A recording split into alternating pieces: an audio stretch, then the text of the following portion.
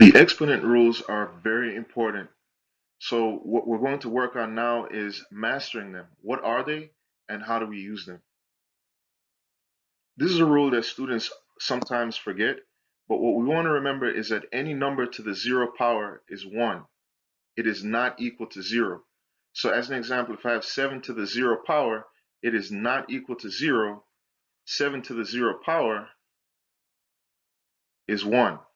Just like how 6 to the 0 power is 1, or y to the 0 power is 1, or this entire expression here to the 0 power is 1.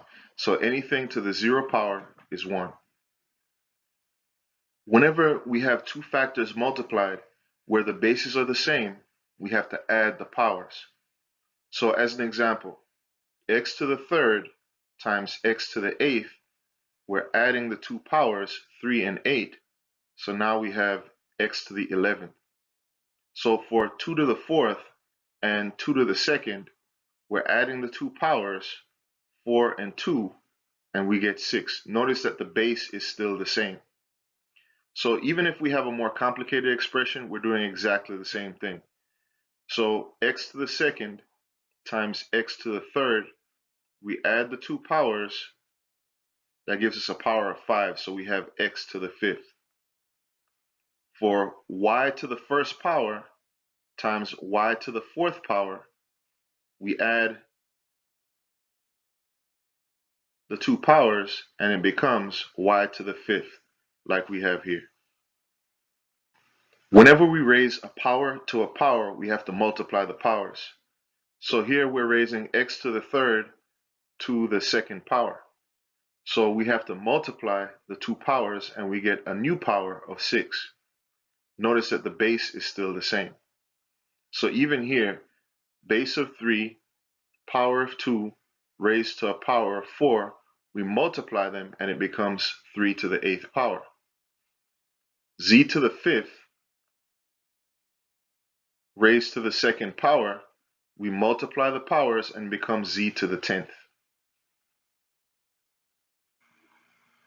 All this rule says is that when we raise a power to a power, doesn't matter if it's being multiplied or divided, that we have to multiply the powers. So in this case, x to the m times y to the z is being raised to the n power.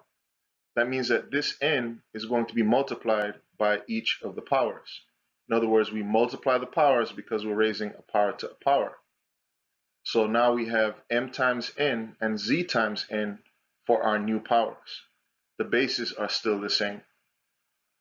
Even if we're dealing with a quotient, we're going to do exactly the same thing. Here, n times m is going to give us m times n, or mn. N times z is going to be written as z times n, or n times z, basically zn. The bases are still the same. So let's apply this to a different problem. Here we have 2 to the first and 8 to the first raised to the third power. So 2 to the first and 8 to the first raised to the third power. So this power of 3 has to be multiplied by each of the powers. So 2 to the 1 raised to the third becomes 2 to the third power. 8 to the 1 raised to the third power becomes 8 to the third power. 2 to the third means 2 times 2 times 2, which is 8. And then we still have our a to the third. So that's how we get 8 times a to the third. So here we have 6 to the 1 times x to the third, all being raised to the second power. So whenever we have a product or a quotient, we can raise each one to that power. So that's going to become 6 to the second, because 2 times 1 is 2, and x to the 6th, because 2 times 3 is 6. The 6 to the second is the same as 36. So we have 36 x to the 6th. One thing to point out on this rule is that if it were 6 plus x to the third, a mistake that students sometimes make is that they want to apply this to each of them. You can't do that. So this rule only works if we are multiplying our parts or dividing our parts. So we can't be adding the two parts or subtracting. So now let's say that we apply this to division. This power of 4 would then be applied to each of the powers. So 4 times 2 is 8. 4 times 1 is 4. And if you notice, the bases are still x and y. So even if we had something more complicated, we're doing exactly the same thing. This 3 gets applied to the whole numerator. So it gets applied to that 2 and to that x. So we end up with 2 to the third and x to the third. The 3 is also applied to everything in the denominator. So it's applied to the 3 and also to the y squared. So that's how we get 3 to the third, and this y squared is also being applied, having a third power applied to it. So power to a power, we multiply them. So 2 times 3 is 6, and also 3 to the third power means 3 times 3 times 3, which is 27. Also, 2 to the third power, as we discussed before, is 2 times 2 times 2, which is 8. So that's how we get these answers in our example. The quotient rule basically says that if we're dividing, subtract the powers. So the quotient rule for exponent says that. So if we have x to the fifth and x to the second, we just subtract the 5 and the 2, and that gives us 3.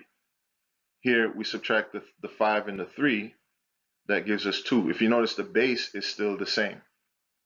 So here we have x to the second divided by x to the first. So x to the second divided by x to the first, if we subtract the powers, the base is still the same. So it'll be x to the first power, which is what we have here. So now we have y to the fifth and y to the third. If we divide y to the fifth by y to the third, we're again going to keep the base and subtract the powers. So this will be y to the second power, which is what we have here.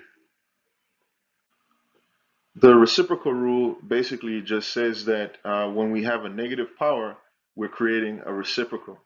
So as an example, if we have 2 to the negative fourth power, what we're saying is that that's 1 over 2 to the fourth power. Or if we have 1 over 5 to the negative third power, we're creating a reciprocal, which is 5 to the positive third power. So that's all that it says here. So if we were to apply it to the examples that we have here, notice that x and 1 over x are reciprocals. So if we do x to the negative third power, then its reciprocal would be 1 over x, and then of course the power would become positive. So it's 1 over x to the positive third. On example B, same thing. So if we have 4, notice that the reciprocal of 4 is 1 over 4. So if we have 4 to the negative second power, it's the same as 1 over 4 to the positive second power. This applies no matter how complicated our expression is. So if we notice what we have here, we know we're going to end up with something that ends up being a fraction. So we just have to sort out what goes where. So we have negative 4x to the fifth. So that negative 4x to the fifth will not have a reciprocal because it has a positive power. But if you look at the y to the negative second, remember y to the negative second is the same as 1 over y to the second power. So that means that we're going to end up with y to the second in the denominator. So when we rewrite it, it's going to become what we have here. So this applies even if we already have a fraction. The negative power is going to create a reciprocal. So in the case of x squared over y to the negative third power, the negative is going to create a reciprocal, which in this case is y over x squared. And of course, the power is now positive once we create our reciprocal. We can use a power to a power, and that means that this 3 is going to be applied to each power. So now we have y to the third power over x to the sixth power, because again, 3 times 2 gives us 6. For our remaining expressions, if we have 3x to the negative 2 times negative 2xy to the negative third, we have to focus on where the power is, and that's going to tell us what's going to end up where. So we know that for all of this, we're going to end up with a fraction because we're dealing with reciprocals. The 3 does not have a power attached to it. So we're just going to say it's a positive 1. And everything with a positive power just remains as it is. This x has a negative second power. So the negative power means that it's going to end up in the denominator. So now we have x squared. So now we move on to the other part of what we have. So we have a negative 2 here.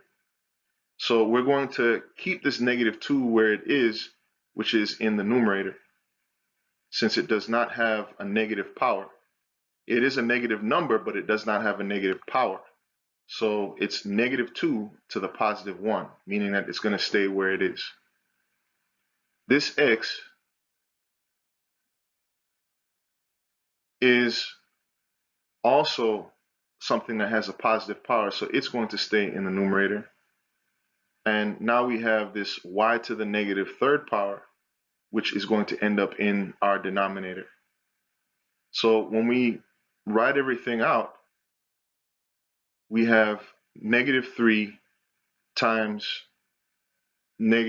positive 3 times negative 2, which is a negative 6. Then we have x, and we have x squared and y cubed.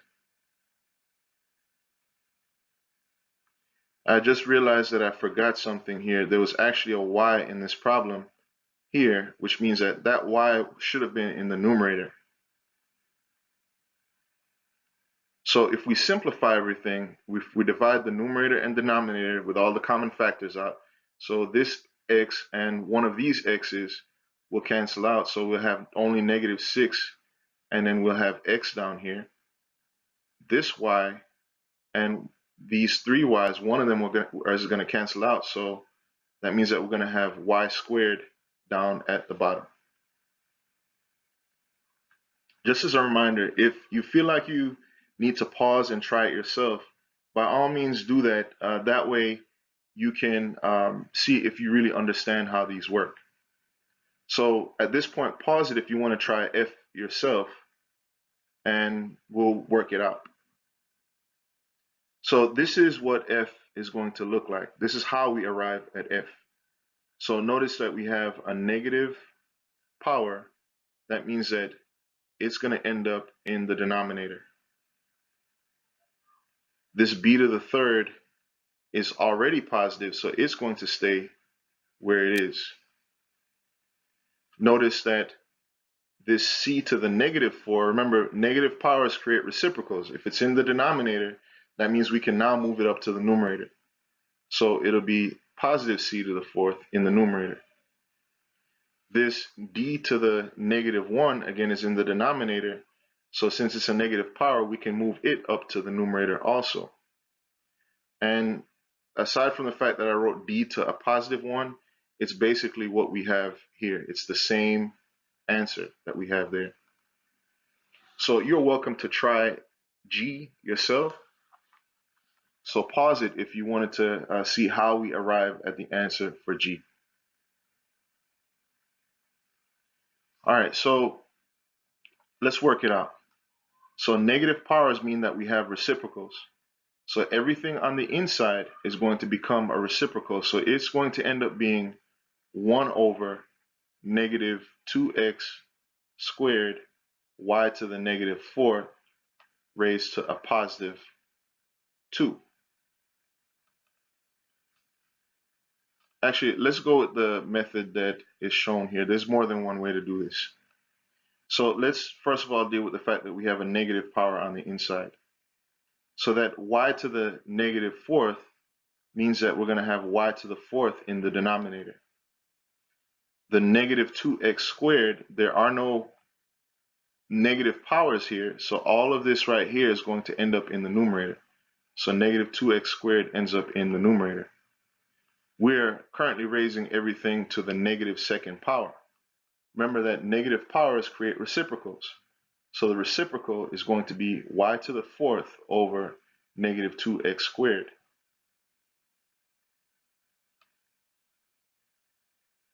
And all that is being raised to the second power. The expanded power rule says that this power is going to be applied to everything in the numerator and everything in the denominator. So in the numerator, it's going to become y to the eighth power. And in the denominator, negative 2 raised to the second power means negative 2 times negative 2, which is a positive 4. And x to the second raised to the second power is x to the fourth. So that's how we end up with the answer that we have. These rules are going to be so important to calculus. And so it's extremely important that you take the time to memorize these. Write them down, quiz yourself, test to see if you know what these rules are. Go back to your examples and see if you can prove to yourself that you really understand how to apply these rules.